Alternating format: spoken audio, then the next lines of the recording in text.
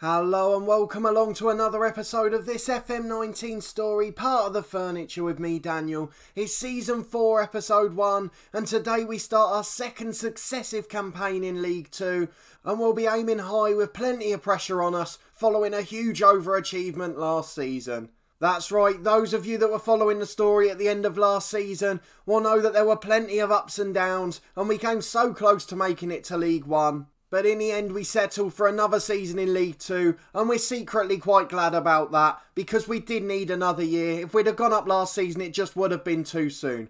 And the start of the season gives me another chance to thank everyone that's been following the series so far. I do appreciate you all watching, putting thumbs up on, adding comments. It's great to have interaction with the community. And if you are new to this series or it's your first time on my channel at all, then subscribe for daily Football Manager content from FM19. We've got 2 stories on the go and we just try to have plenty of fun every day. But today we're playing Crawley at home. They're a team that finished near the bottom of the league last year, so it'll be a good marker to see if we can aim high again. But we've got plenty of summer signings to go through first. I was planning to go for a big summer transfer window and do a special episode on it, but unfortunately work commitments have got in the way. So apologies for that, but I'll make sure we do a deadline day special in January, especially if there's action to be done on the final day of the window. But let's look at the ones we've bought in this season. The expectations for the club, if we have a look at those quickly, you can see they're a little bit higher than last year. So in terms of media expectation, we're expected to finish 5th, which is obviously one place below where we finished last year. But I'm quite happy with 5th place. Another playoff campaign would be fine for us. We can't expect to get in the top 3. If we go to the board expectations for this year, they've got a little bit less on their plate, which is good. They're expecting us to finish in the top half of League 2, and the players want a playoff finish as well. So basically, anything below 12th place is a disaster, and really, most areas of the squad and the media are expecting us to get in the top 7 again. To help us do that, we've got plenty of signings in. We were planning to have a quieter summer, but once the talented youngsters start to show up, we always say that we're planning for the future and get to use that as an excuse to bring in an extra 5 or 10 players. So at the moment we're trying to bring in a couple. James Devine, who's a youngster at Newry in Northern Ireland, obviously a country we know quite well from our head coach series. But he came up on our scout report and his potential's in the 80s, so we're more than happy to give him a £300 a week contract and sign him for £15. The only possible surprise in terms of outgoings is Alex Pike here. He's going out on a free to Cambridge if he agrees terms, but it's just because we've got a couple of better right backs now. The other thing you'll immediately notice on this screen is we did try to sign Barley Mumba on loan again, and unfortunately he did reject us again, moving to Championship Charlton this time instead. So we can't begrudge him that one. But let's look at the ones that have been done. If we go to our release players first, so you can see what went out of the club. Most of the guys that left were out on loan last season anyway. In fact, all 6 of them were. So firstly, let's deal with the 3 that had a big impact at the club. Balling, Keating and Sendles-White. They were all first choice in our first season at the club and still played parts in the National League winning campaign. So a big thanks is owed to those 3 for their service at the club. The other 3 were youngsters that we bought in, they just didn't quite make it. So Tyler, Warnock and Devine have all left the club too. But let's get on to the proper transfers. We've made a profit yet again this summer. I don't know where our fee spent's gone, but we've only spent about £30,000 and we've got 120 grand coming into the club, all for players that weren't starters last season.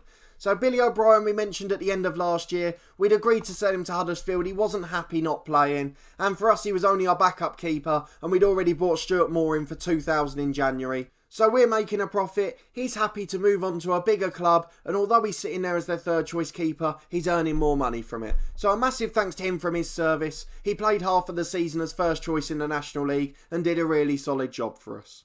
Next along the line was Luke Molyneux. He was someone we highlighted we wanted to get rid of at the end of last year. He didn't really have a sniff towards the end of the season. His personality didn't allow him to develop and he wasn't really natural in a 4-man midfield. We had predominantly bought him in because we were playing with that 4-3-3 at the early stages of last season, but now it's just not the case and he won't be needed as a result. What I am surprised about is the fact that we got 53,000 for him from Swindon. So a massive thanks to them. They got promoted to League 1 as champions last year. So I'm not quite sure what their plans are for him. But we're happy enough nonetheless. We're going to leave Christian Hughes out for now. He's gone out on loan to Halifax. But he's one of the youngsters we signed from Arsenal. Then Alex Kawamya, another one of those who was signed predominantly as an attacking winger, but he's just not quite good enough for what I want to play. He's not got that technical ability, and mentally again he's not developing even at 25 now. So 50,000 for him, another good deal for the club, a backup player that we could easily replace, and we're getting money in as well. The rest of them are all loans, so Jake Scrimshaw we tried to sell. He's worth about 30,000, but the only two clubs that came in for him were York and Harrogate, offering 4,000, which I thought was a little bit of a Mickey take, so we decided to loan him instead, and they're paying all of his wage, so we're happy enough with that. We did extend a few of the loans from last season, which is why they don't show up on here, so the likes of Max Ram and Mark Helm, players that we haven't even played at this club yet, but we've signed in the hope that they'll develop. Humphreys is another one we're going to leave because we signed him on a free in the summer. And James Ollie-Inca's next along the list. Another one we were trying to sell. No one would pay for him, so we've just loaned him out for 100% of his wage. And then he'll be released when his contract ends. The next one, Tom Howcroft, is a player that we've signed in the summer too, so I'll mention him a bit more in a minute. And then Olaf Kazella's been loaned out to Havant. We had kept him on another year's contract just because he was homegrown at the club, and we wanted to make sure we had a 7th substitute this year, but we've managed to loan in one later in the summer who's just slightly better and can fulfil that role too. And lastly, Rian O'Sullivan. We'd suggested we might keep him as our backup left back this season, but unfortunately it's not going to be the case. We got two that were better again, so he's gone back out on loan to the National League. Hopefully he'll do well, because he's the only one who did really develop while on loan last season, so I'm sure he'll do the same again this year.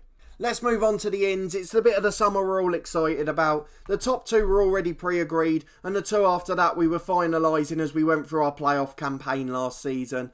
Owen Jack is the star signing of the summer, £7,000, 4-star ability, 5-star potential. From Scottish League 1 at Alloa to League 2 in England with Torquay United, he's going to be a superstar. He can play in either of the front two roles, and I have no doubt that he's going to score goals galore for us this season. The other pre-agreed transfer we were waiting a long time for was Carl Roberts. He's a fullback, an 18-year-old from Cardiff Met Uni, 2.5-star current ability, 5-star potential, and you can see he's already starting to improve off the pitch. We've got him working in a mentoring group with Johnny Byrne to try and get him a professional personality, and hopefully that will work out for us, because if he reaches his potential, he's going to be brilliant. The next one was Christian Hughes, who we've since loaned out again as we mentioned, 2.5-star ability, 4.5-star potential. He's not the best finisher, but he's got a decent personality and all his other attributes are good. He's electric quick, so if he can work on that finishing and first touch, I think he could still be a good Football League player. The next one is another striker, Robert Humphreys. Again, we've since loaned him out to Aldershot. This guy just needs composure. He's 2-star ability, 5-star potential. He's got pace, he's a really good finisher, but that composure in a one-on-one situation is so important and harms so many players, and it's normally the difference between elite strikers and those that are just okay. But still high hopes for him, and his fairly professional personality should allow him to develop wherever he is. Next is Tom Howcroft, the final signing that's gone back out on loan. He's a number 10 naturally, which is why he didn't quite fit in this year, but long term he could be a star for us. He's come from Man City and been loaned out to Hartlepool. Hartlepool actually have better facilities than us at the moment, so that should work out quite well for him. He's got decent determination and an okay personality, but 2.5-star ability and 5-star potential. He could become something special if he just applies himself correctly. But his technical ability is brilliant, his passing is technique and his vision, all fantastic at this standard of football, and hopefully he'll become a real star in the future.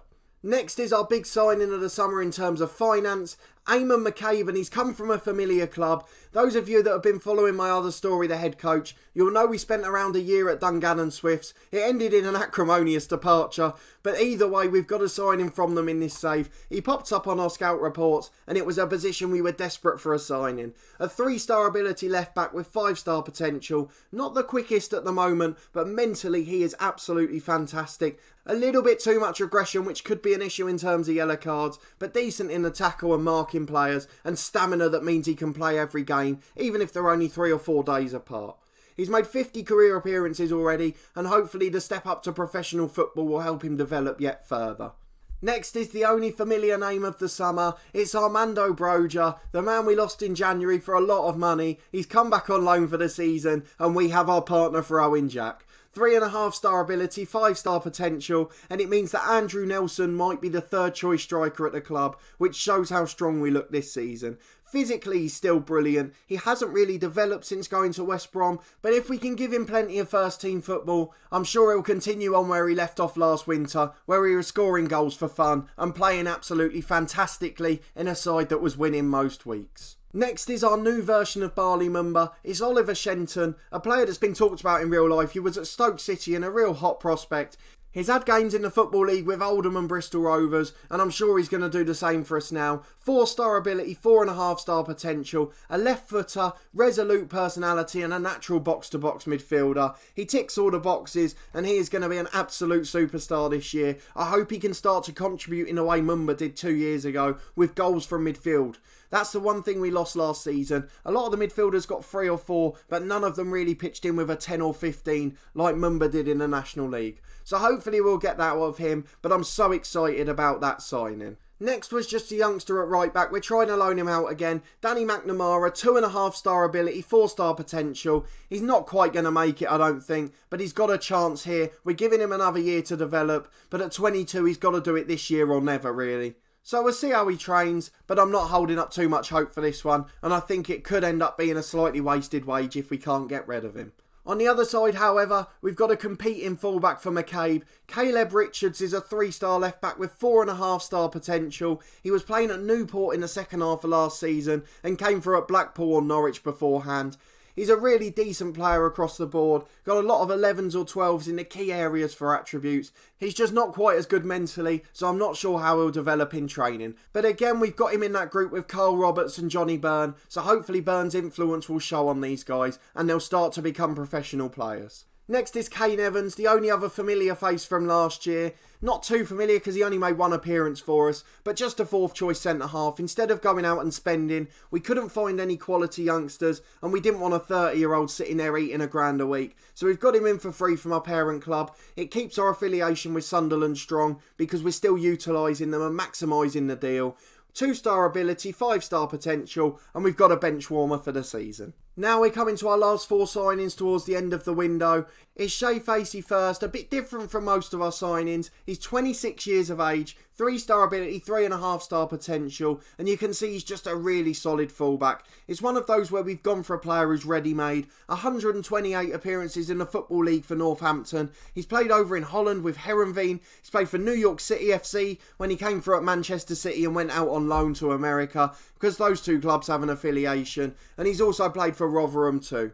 So plenty of experience, and I just think he's going to be a really good first choice right back. And again, the understudy Carl Roberts has got the perfect sort of professional to work towards meeting, and if he can overtake him, it's because he's become a really good fullback. We like the fact that Facey likes to get forward whenever possible too, so we can start to push our fullbacks on a bit more, which is something that I've always traditionally liked to do, but was held back with last year due to the poor standard of fullbacks at the club. Next is our replacement for Cazella, not in terms of position, but in terms of homegrown ability. So Gabriel Rogers is only a 1.5-star player with 2.5-star potential. He's on loan from Yeovil and we're paying £300 a week, but he can play naturally on either side of midfield and either wing in a front three, which is really important for us. He's right-footed, but he's decent on his left side. He's got a bit of pace and he's not too bad technically, and it's just for us to have a 7th sub, and it's a position that we're more likely to need than a second sub striker. So I'm really delighted to have him here, and I'm sure he'll get a few games off the bench this season.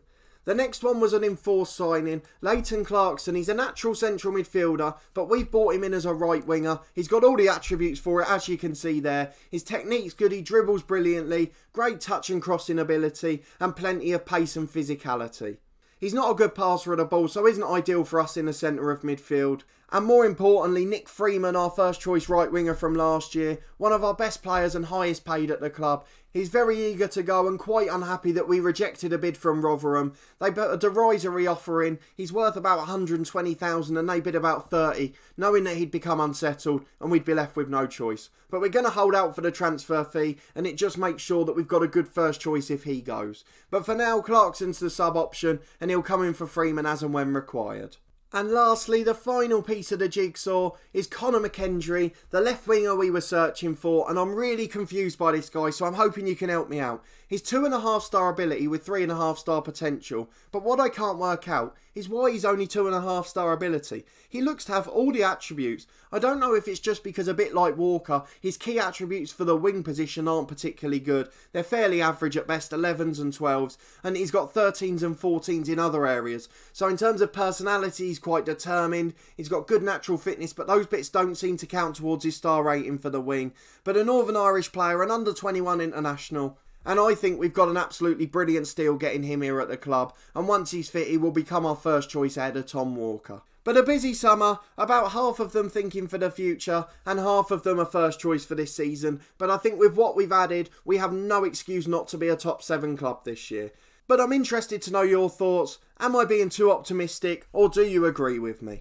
The final bit of news before we kick off the first game. I know it's going to be a long episode, but I'm considering it a transfer special. We wanted to show you everyone we'd brought in. Is what's been happening off the pitch. If we go to the board quickly, you can see they've agreed to improve youth facilities as well. A real step up for us. Now we've got our youth recruitment in place, we want to maximise everything in terms of youth facilities, coaching and recruitment. So if we go to our facility screen again now, we've upped our junior coaching to average and we've added one more to our youth recruitment. So we're not quite at the minimum now, but we're not a million miles away from it. We've had big increases to our sponsorship deals this year, so hopefully come next season, especially if we can sneak up into League One, we'll have plenty of opportunity to develop things off the pitch yet further. And last but not least, perhaps the biggest signing in regards to that this summer is in terms of our staffing. If we show them all so I can show you the one I want, Warren Hawke, our new head of youth development, 15 for working with youngsters, 11 for judging player ability and potential. They're just slight step ups from what Dave Hedges was doing for us before, but his personality is professional. And that means that the players we bring in our youth intake should be able to reach their potential because they'll come in with decent personalities. Generally, the youth intake reflects the head of youth development's personality. He goes for like-minded people and knows that he feels can cut it mentally. And if he's a professional personality, he should be bringing in similar people. And I really look forward to see the impact that has this season. But let's get into the first game of the season. We're at home to Crawley. It's always the best day. We've got all the new transfers. We're filled with optimism. And we're hoping we can have a wonderful season. But we just hope our dreams don't get shattered after one game. I would imagine we'll probably be favourites for this game. We are, but only just. So let's go and have a look at the team news for this one. As you can see, we've got no one unavailable, so we should be at full strength. Here's the team then, a couple of bits of news from the squad this summer. Matthew Platt's now happy with his role in the squad, so he doesn't want to leave anymore. We've got a slightly bigger squad than normal at the moment, but it's just because we're waiting for decisions. So we're going to be letting one central midfielder go. It's either going to be Westbrook or Laurent. One of them will go, whichever one we can get a good bid for, because they've got the two worst personalities and performance levels on the pitch. Janelle Bennett's still here because we don't know what's happening with Freeman. If Freeman stays after the window closes, then we'll loan out Bennett. We've also got Pike, who's on the way out, and McNamara, who we're trying to get rid of. So once those four go, we've got a pretty normal size squad again. But today the 11 is as follows. We've tried to leave a few of the new signings on the bench for now, like Clarkson and McKendry, but a few of them will make their debuts today. We've got Bass in goal as usual, McCabe and Facey are the fullbacks with Davis and Byrne at centre-half, Freeman and Walker are on the wings just like last season, and Adam Phillips is the man we selected alongside Shenton in midfield. A slight tactical tweak as we swapped those two round just to take advantage of Shenton's left-footedness. And then up front we've gone for Broja and Jack, with Nelson having to settle for a place on the bench. And again a slight change, with Broja moving into a target man role. We did it a few times last season when Broja was here, and when Nelson comes on, he'll just become a pressing forward in whichever position he replaces. But let's get into the game. It's a new season, it's new optimism. Because of our slightly strengthened side, I've gone for a positive mentality. We're going to try and get forward as much as possible, and fingers crossed we can start the season with 3 points. Let's get into it and see what happens.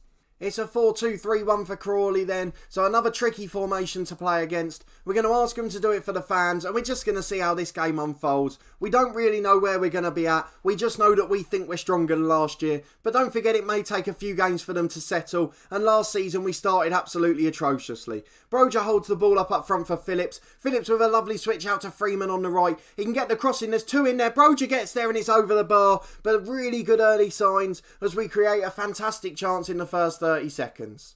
It's Crawley coming forward now. A very strange time for the highlight to start as Byrne clears it. Frankham gets it out to the left for Doherty. We've got to be careful. We don't want to let in an early goal. It would get rid of all the optimism that we've come into this game with. Kenyon on the left edge of the area to Doherty. He's got inside to shoot. Bass makes a brilliant save and McCabe clears. But a warning sign if nothing else. And we're being dominated in possession early on. Byrne gets it in the middle to Shenton from a free kick. Switches out to Tom Walker on the left. Delivers into Broja. Heads it just over the bar and he's missed another one. We need Broja to be scoring these. They're brilliant chances, but he's missed the target on both occasions. Shenton recovers the ball again in the middle. One thing we have lost from last year with Hume leaving, and obviously Payne, who went halfway through the season, is none of our new signings are good long throw-in takers. Broja gets in one-on-one again and shoots, but it's over the bar, and that's 3 good chances he's wasted now. But as I was saying, we haven't got a long throw-in taker now, so I'm not sure who our best one at the club is. We'll see what happens with them when we take them.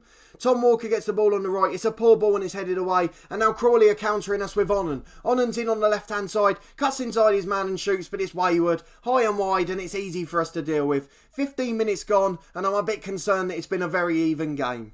25 minutes gone, it's McCabe going for the long throw. I tell you what, it wasn't bad. It had plenty of length on it. McCabe gets it again out to Shenton. Shenton 30 yards out to McCabe again on the overlap. Delivers into Broja, knocks it down for Walker. Owen Jack finds Freeman. Freeman goes for the shot, but it's blocked. Back to Shenton on the edge of the box. He finds Tom Walker. Cuts inside, shoots, and it deflects. But it goes straight at the keeper in the end, and it's a comfortable save, although it was a lovely flowing move. Broja holds the ball up for Jack. We're starting to get in the attacking ascendancy now. Freeman over halfway to Broja. Loses out in the air, but Shenton finds him the second time. Left side of the area, he's got 2 in the box, but he loses out and is cleared long. Davis finds McCabe for Tom Walker. Lovely ball in, but no one's attacking it, and Freeman will recover on the right byline. In towards Broja, who loses out. Shenton gets it to Walker again. The highlight won't end, but unfortunately it's been cleared long again by Crawley. We've recovered the ball and it continues to go on this highlight. How long does it want to be? Walker to Phillips and now Shenton. On the edge of the box, goes for the shot and it's deflected behind for a Torquay corner. I think it's our third of the game, but we've got to make use of it this time. Phillips towards Davis, knocks it down for Broja, and again he's just a bit too slow and challenged, and I think Nelson for Broja may be the first change of this match. Phillips on the right again to Freeman, fouled just on the edge of the box, and it's going to be a free kick, literally on the line. Phillips puts the ball in from the free kick on the right. Palmer heads it away, but it's only fallen to Tom Walker. Tom Walker out to the left for Byrne. He finds Davis, who switches it into Freeman. Header goes over the bar, and it's behind for a Crawley goal kick. Half an hour gone, and we're starting to dominate. 5 minutes to the break. We've got another long throw with McCabe on the left. Broja flicks it on for Jack. He's offside. I thought it was his first goal for the club, but unfortunately he must have just gone a fraction too early. But we have got another corner now with Phillips. Davis at the back post loses out and he comes out to Tom Walker. Goes for a shot. It was very selfish. There was no likelihood of him scoring from there, and it's just wide of the post. Doherty finds Sesse on the edge of the box for Crawley. They don't want to score on a stroke of half time. It would ruin the half for us. Facey heads the ball away and Walker attacks. He gets it down the line to Broja. He's got Owen Jack in the middle if he can find him. He does. Jack's in one-on-one, goes for the shot, but Johns makes a fantastic save and is behind for another Torquay corner. Phillips will take it as usual to the back post. Davis wins the header, but it's just flicked away by James, and Tom Walker gets it back out to Phillips again. Phillips to the edge of the box for Byrne. Shenton's got a chance to shoot here. He does, but he's straight at the keeper, and Johns can claim it comfortably, and it looks like it is going to be goalless at the break. It is half-time, they're 0-0, but we certainly had the better of that half once we got going. Broja wasted a few brilliant chances, and unfortunately we've just not quite looked at it and together yet. It will come as the season's gone on. It's the first season, don't forget, where we haven't had a huge overhaul of players. So last season we had Kennedy up front and he did really well, but it's just because he was a familiar face. Shenton's been fouled again in the middle and he has looked a classy act so far. McCabe with a long throw into the box, which Broja flicks on again. Jack scores again and he's offside again. But what a move. I tell you what, we've got those long throws down to a T with the target man, but Owen Jack's just got to beat the offside trap. Phillips gets the ball into the box from a corner again, but it's headed away to Tom Walker on halfway. He finds Facey. Don't lose it there. You're one-on-one if you give it away. Just go back to the keeper, he does, and Bass gets it out to McCabe. McCabe down the left-hand side for Walker. Walker's trying to beat the man as he delivers into the box. Oh, the keeper spilled it. I was about to stop commentating, the keeper just claimed it, and then suddenly he dropped it out of nowhere, but Jack's absolutely wasted it and put it over the bar. I've been really disappointed by these front two so far, as Jack puts another header straight into the keeper's hands. And with 5 minutes gone in the second half, we've got to think about what we're going to do up front. It's McCabe with another long throw towards Broja. He flicks it on again. He missed it entirely, in fact, but it fell to Byrne, who nods it straight into the keeper's arms. And I don't know how many more of these we can waste. It's gone long, which Facey heads away, but Crawley have got a chance to counter us here. They've gone over the top to Palmer in the area. Oh, I thought he was going to score there, but Alex Bass to the rescue, as he so often was last season. What a fantastic keeper, and he keeps it at 0-0. The corner's headed away by Davis to Freeman, and now we can charge at them. Down the left flank for Broja. Broja's waiting for support in the box. He tries to cross it early, but it's deflected away, and now Crawley can bring it out comfortably. Palmer loses out to Byrne in the air, but they've still got the ball in halfway, and they're going over the top with possession for Palmer. He's kept it in on the left wing, finds Dooley, Freeman makes the tackle, and he's back to the edge of the box with Doherty. He's on the left flank, can he get across, and he can't. It's gone to the edge to Onan, no. Oh, it's deflected in. We're behind, 10 minutes into the second half. I don't know where that's come from. Just a really poor 2-minute spell. Sese in the right back area for them to Polian. He finds Frankham and Sese again. Into Kenyon in the middle. They're starting to dominate. I'm going to drop back to standard because I'm really worried about letting in another here. Kenyon finds Onan. Onan to Palmer and Onan again. Davis with a diving header to get it away. And Frankham finds Sese on the right, who was offside. Changes time. Freeman's not been very good. We're going to get him off on the right hand side. Leighton Clarkson makes his debut in place of him. Broja looks nervous and has wasted chances. We'll bring Nelson on for him and change him to a pressing forward. And we're a bit more similar to the tactic we had last year now. We'll leave the other change just for the moment. But with an hour gone, we are very much concerned.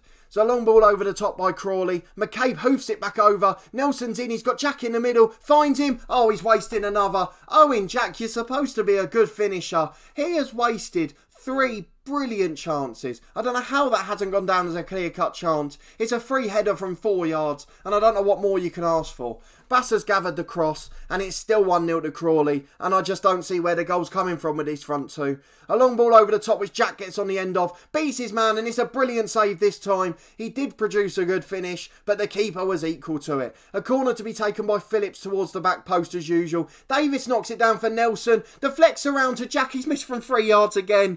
This is absolutely unbelievable. He's missed from 3 yards more times than I can count, and the lads are looking anxious now, so we're going to demand more and try and get them focused. Nelson flicks on the long throw to Shenton, shoots just over the bar, and it looks like it's going to be one of those days. 20 shots, 7 on target, and we have not scored a goal.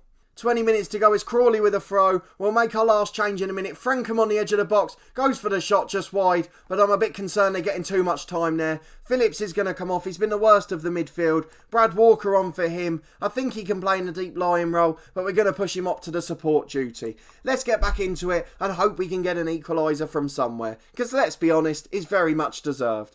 Shenton gets it to Tom Walker on the left. Brad Walker in the middle now out to McCabe. McCabe back to Tom Walker, who can deliver. Finds Jack at the back post. He's put it wide. It is absolutely astonishing how many chances he's missed. I've never seen anything like it, and he better not be like this all season. 12 for finishing, 13 for composure, and he has not looked like he could hit a barn door. They've got it on the edge again, but Shenton heads it away. It's Nelson and Jack 2-on-2, but Nelson's too slow, and it's been recovered by Crawley. Frankham switches it to the left-hand side. Facey heads it straight back to them. They shoot from the edge, but it's over the bar, and we've only got 10 minutes left, so we're going to go attacking. And fingers crossed we can pull something from somewhere. We've absolutely dominated. We just need Owen Jack to take one of his chances.